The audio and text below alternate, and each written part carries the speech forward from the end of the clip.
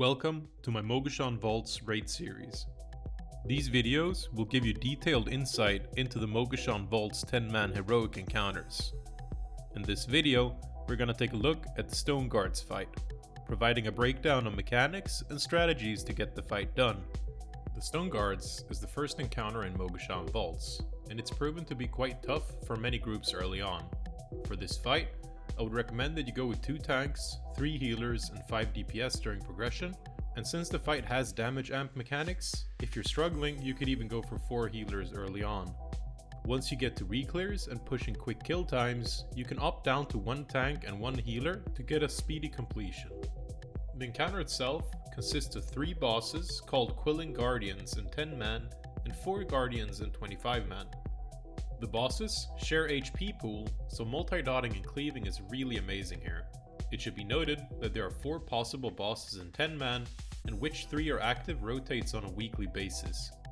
Each boss brings unique mechanics to the fight and 1 shared mechanic which is used when they reach full energy. Before we dive into the mechanics of each of the bosses, let's take a look at the layout of the room. We can divide the room into 3 sections, being left, middle and right. The left and right sections have ground tiles on them, whereas the middle does not. These ground tiles are the basis for one of our most important mechanics during this encounter. So let's talk a bit about the bosses and their mechanics. As we previously mentioned, there are 4 types of guardians which can spawn, and these are distinguished by their colors. We have Cobalt, Jade, Jasper and Amethyst, each of which will bring new abilities to the table which you need to prepare for.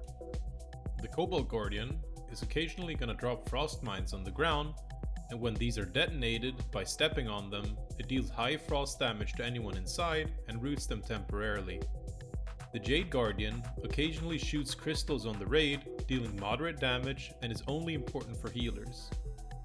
The Jasper Guardian will chain 2 players together. If these players stay more than 10 yards apart, they're going to take ramping dot damage for 15 seconds before the chains break. The Amethyst Guardian drops purple pools under players, and it deals moderate damage when you stand in them. A minor addition is that the Guardians occasionally slap the tanks with a dot, which ticks for low damage. And in itself, these abilities are quite harmless and really easy to deal with, but the main issue of the fight comes with the shared ability which is cast when the Guardians reach full energy. It's important to note that each Guardian has a separate energy bar, and we'll talk a little bit later on how you manage the energy of the Guardians. However, when the Guardians reach 100 energy, they're going to cast their respective Overload spell, which deals roughly 500,000 damage to everyone in the raid per cast, and this is going to wipe your raid unless you take the proper precautions. So how are we supposed to survive all this damage? Well, there's going to be several steps to this answer. The first thing we need to know is that we have a mechanic called Petrification. At the start of the fight, one of the Guardians is going to cast their respective petrification on the raid. This debuff is gradually going to slow the raid more and more, but in return, we gain a 90% damage reduction to any ability used by that specific Guardian. A practical example would be that the Cobalt Guardian petrifies us on pull, which means that we reduce 90% of the damage taken from the Cobalt mines on the ground and the Cobalt Overload which is cast on 100 energy. Essentially, this is going to reduce the complexity of the fight to us having to deal with the mechanics from 2 bosses instead of 3, since we can almost ignore the mechanics of the Petrifying Guardian. So in this practical example, if we have Cobalt, Jade and Jasper Guardians alive, we would simply have to worry about the raid-wide AoE damage from Jade Guardian and the chains from the Jasper Guardian. Of course, the most scary part about this is that the Jasper and Jade Guardian are also going to cast their Overload, which cumulatively deals 1 million damage to our raid. And how do we survive this part then? Easily put, we want to avoid any Guardian casting Overload if they're not petrifying us. So what we should know about Petrification is that it's reset every time the Petrifying Guardian casts their Overload. In our practical example, this means that we started the fight with the Cobalt Guardian casting Petrification and then overloaded 100 energy. Once that's cast, a different Guardian will petrify us and so on, meaning that we have temporary protection towards the abilities of the Petrifying Guardian in rotation and that's going to swap for each overload cast. In order to create a good rotation of petrification, and consequently protection against the overloads, we want to manipulate the energy regeneration of the Guardians. The easiest way to explain it is to say that all Guardians which have another Guardian next to them is going to generate energy. If a Guardian is tanked alone, it will not generate any energy, but it takes 90% reduced damage as well. Effectively, this means that we can always keep the petrifying Guardian close to another Guardian, such that we can force it to cast Overload as soon as possible, and thus rotate the petrification so that we're protected against the other Guardians as well. This rotation is going to be covered in the strategy portion of this guide, but easily put, it involves moving the non-petrifying Guardians in and out, such that their energy levels are offset from the petrifying Guardian. An alternative to this is that you can simply stack up the Guardians and blow a bunch of raid cooldowns to maximize your damage output, but this is going to require better coordination and timing. Our final mechanic of the fight takes us back to the room layout and the ground tiles on the left and right side of the arena. Once the Guardians are pulled, they leave a crystal behind which can be interacted with. You should note that the crystals are also of the colors Cobalt, Jade, Jasper, and Amethyst. When you click the crystal, you get a debuff with 10 stacks of living Cobalt, Amethyst, Jade, or Jasper. Each charge deals low stacking dot damage to you, but you can consume the charges to your benefit. When you walk over a ground tile while you have this debuff, you're going to consume a single stack and paint the tile. This means that you can paint 10 tiles per interaction with the crystal. For each tile that's painted, your raid gets a stacking buff, which increases your damage dealt and spirit by 1%. Effectively, this damage amplification allows for some really high output at the cost of having to move to paint tiles while taking dot damage. You should note that the petrification debuff also reduces the dot damage taken here and can be a nice way of not stressing out your healers. 2 times during the fight, when the bosses reach 75% HP and 40% HP, they're gonna cast Power Down, which resets all the painted tiles and you have to repaint the floor once again. Now that we've covered all the mechanics of the fight, it might feel a little bit overwhelming. I'll be happy to announce that the biggest struggle of this fight is going to be to offset the boss's energy levels, and the rest of the mechanics are just there as a filler to make the job harder. In the next portion of this video, I'm going to present some strategies and how all of this ties together nicely. So starting off, let's talk briefly about positioning and the painting windows.